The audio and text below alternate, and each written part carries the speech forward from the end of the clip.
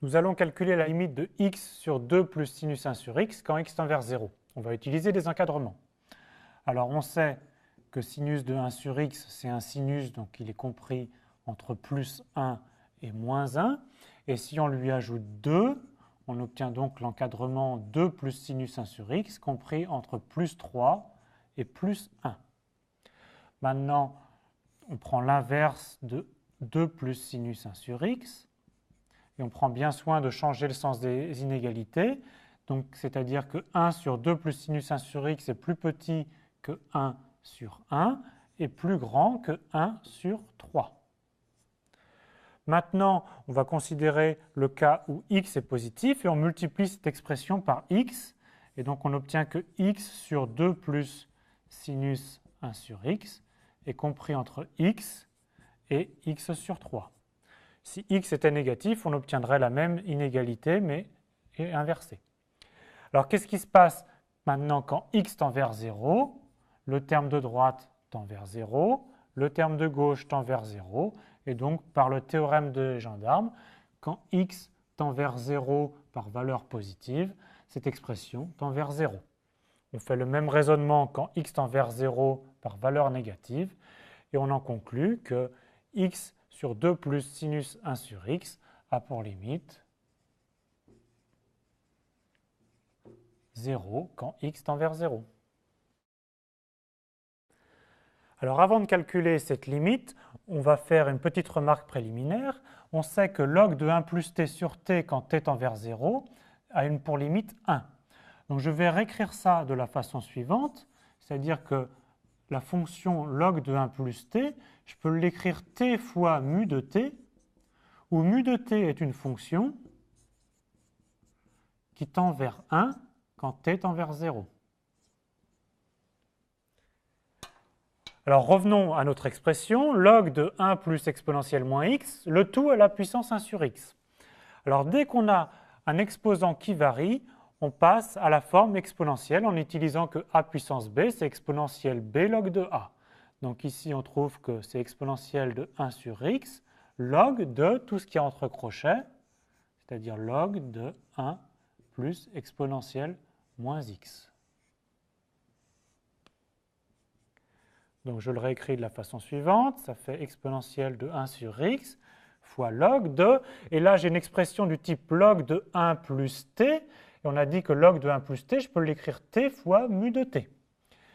Donc je l'écris ici de la façon suivante. Alors ici, en posant t égale exponentielle moins x fois mu d'exponentielle moins x.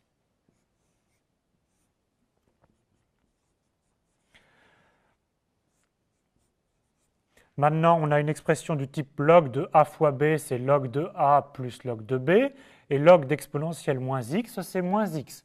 Donc ça s'écrit sous la forme moins x plus log de mu d'exponentielle moins x. C'est presque terminé. Ça va se simplifier en ici, moins x sur x, ça fait moins 1, plus log de mu d'exponentielle moins x, le tout sur x. Alors, on sait que x tend vers plus l'infini, donc exponentielle moins x tend vers 0. On a vu que quand, comme exponentielle moins x tend vers 0, mu va tendre vers 1. Donc, le log d'une expression qui tend vers 1 tend vers 0. Et le dénominateur, par hypothèse, comme on regarde la limite en plus l'infini, tend vers plus l'infini. Ce n'est pas une forme indéterminée. 0 sur plus l'infini, on sait que ça tend vers 0. Et donc maintenant, notre expression tend vers exponentielle de moins 1, puisque la limite de tout ceci est 0, et exponentielle de moins 1, c'est 1 sur e. On a donc trouvé la limite de cette expression quand x tend vers plus l'infini, c'est 1 sur e.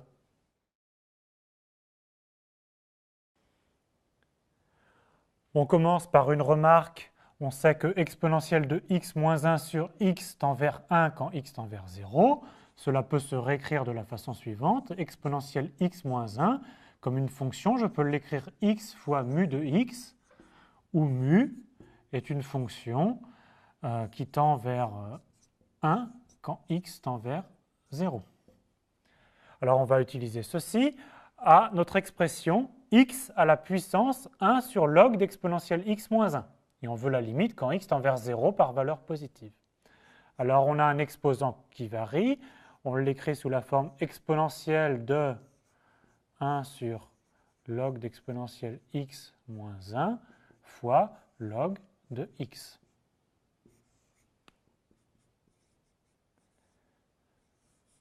Donc je réécris ça sous la forme log de x sur log de, on a exponentielle x moins 1, on a dit que ça peut s'écrire x fois mu de x. Donc sous la forme fois x fois mu de x, où mu est une fonction qui tend vers 1. Je peux développer, donc mon numérateur je le garde. Ici on a le log d'un produit, donc c'est la somme, log de x plus log de mu de x. Je peux maintenant diviser le numérateur et le dénominateur par log de x, et donc j'obtiens exponentielle de 1 sur 1 plus log de mu de x sur log de x. Considérons ce quotient log de mu de x sur le log de x. On sait que x tend vers 0 par valeur positive, donc log de x tend vers moins l'infini. On sait que x tend vers 0, donc mu de x tend vers 1, et donc log de mu de x tend vers 0. Ce n'est pas une forme indéterminée, 0 sur moins l'infini, ça donne une limite qui vaut 0. Et donc maintenant notre expression a pour limite exponentielle de 1, c'est-à-dire le nombre e.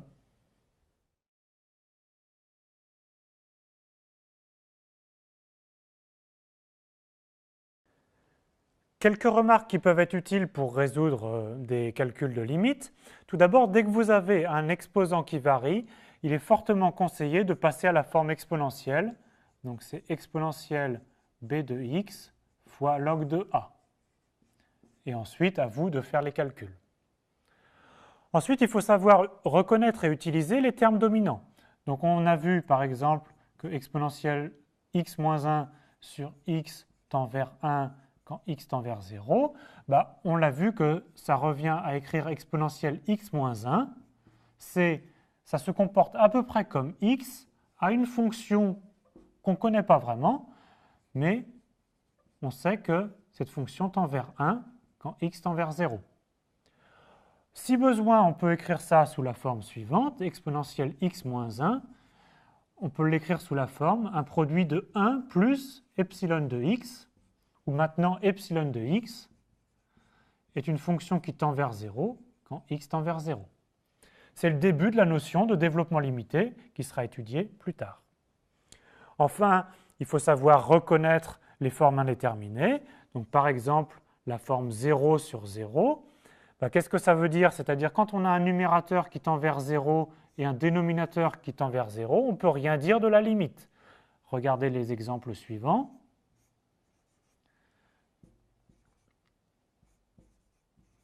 Dans chacun des cas, on a un numérateur et un dénominateur qui tendent vers 0, mais les trois limites sont différentes.